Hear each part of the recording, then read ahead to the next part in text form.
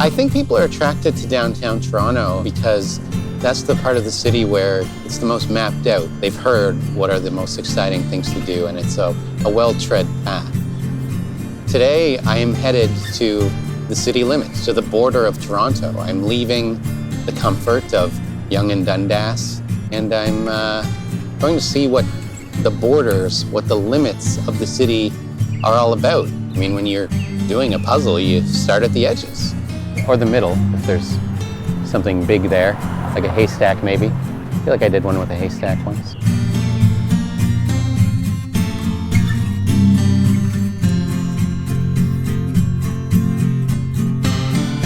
I think borders most of all help people define themselves. I'm a person who lives in this city. I'm a person who just snuck into Mexico, though why would you ever do that? Very dangerous. So I feel like people use the borders to help define themselves as opposed to what's next to them. But what happens when you're standing right on that border and you're part of it all? Now the lake, I suppose, is a natural border to the south.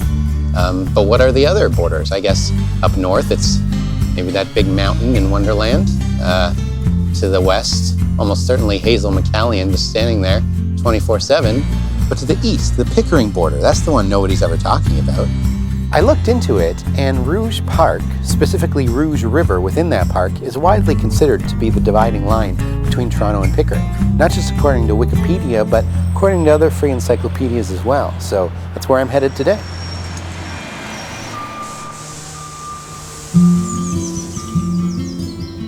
I suppose maybe I'm a bit nervous about crossing from one municipality to the next. Does the environment change, but also do the laws change? If I'm eating an apple that I bought in Toronto, can I bring that in there, or will that disrupt their delicate ecosystem? Now I've just reached the end of the line as far as transit and buses will take me, and it's time to start walking. Just like the pioneers. Things turned out pretty well for them, some of them.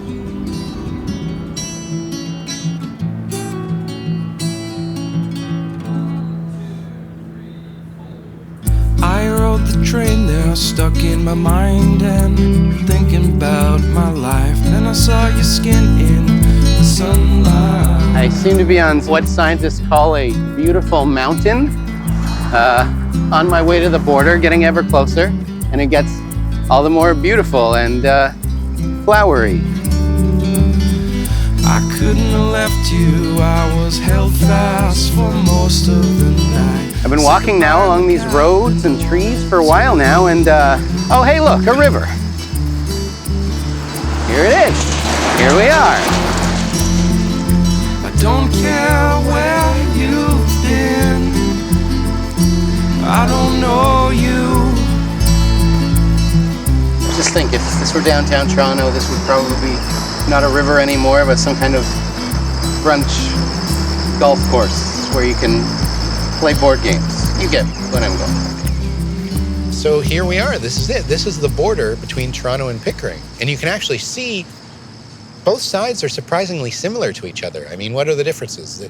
These are Toronto trees, I guess, and those are Pickering trees, or whatever they call trees in Pickering. Think about it.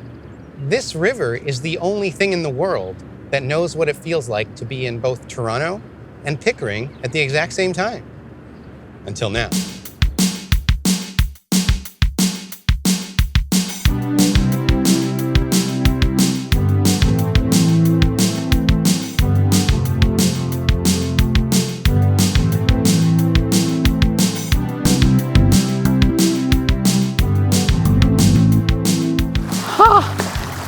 It's so cold.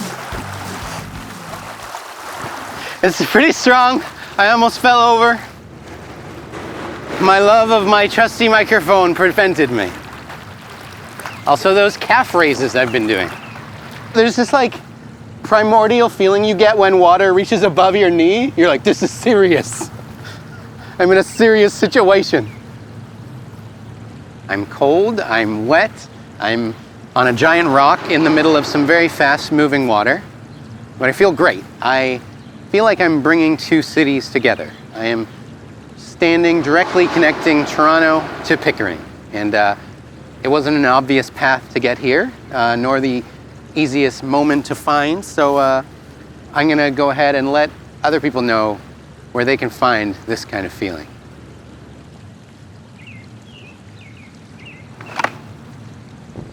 I had a great day today. I got to ride a bus. I got to almost fall in a rushing river. Both great stories to tell at parties.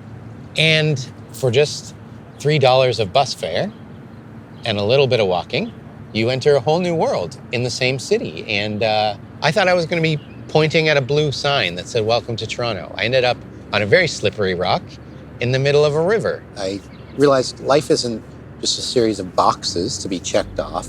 Oh, I went there, I did this, I slam dunked over that.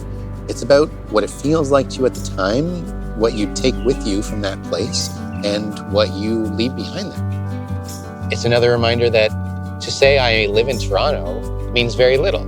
It's the stories that I create for myself here, that any of us create for ourselves here, and how deep you're willing to dive into that experience that's going to stay with you the way it stayed with me today.